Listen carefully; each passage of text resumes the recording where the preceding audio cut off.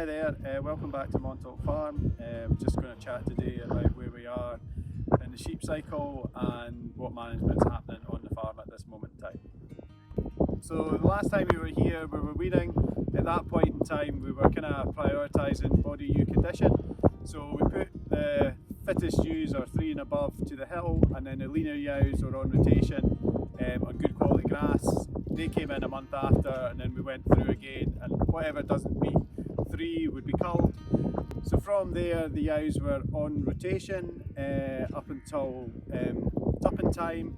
We introduced the tups, and again they're on 2-day shifts, prioritising body condition of the ewes and wanting the ewes really 3.5 to 4 going into the back end, so that we don't need to worry about flushing or anything like that.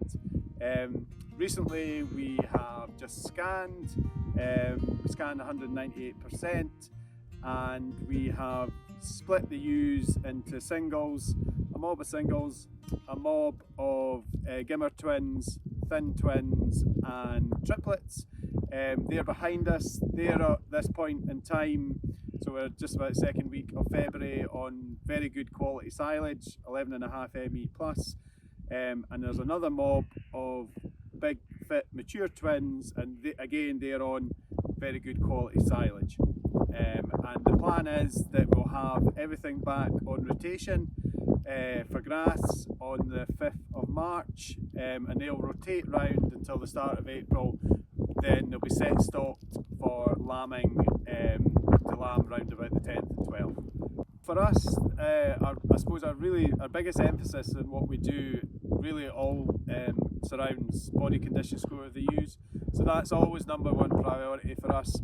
That'll mean that our decision of when and where or how we're going to sell our lambs, we always come back to the basics of the business premise here is we need ewes in good condition pretty much all year round. When you're doing a grass-based system, it just means that you've got plenty of resilience if you do get weather issues and things like that.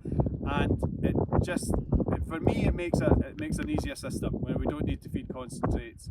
And getting them back onto grass in March for doing a pre-lamb rotation is a really nice way to feed sheep, and it's simple and it's cheap, which suits me. Having the ability to go back onto grass in March, we're here at an upland farm, we're roughly about 1,000 feet above sea level. It really starts back in October.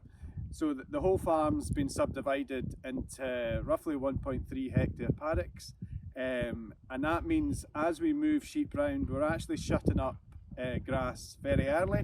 So we'll be shutting up the middle of October. That grass won't be grazed again until March, and then even when it is grazed in March, it'll just be a day shift of a big mob of sheep.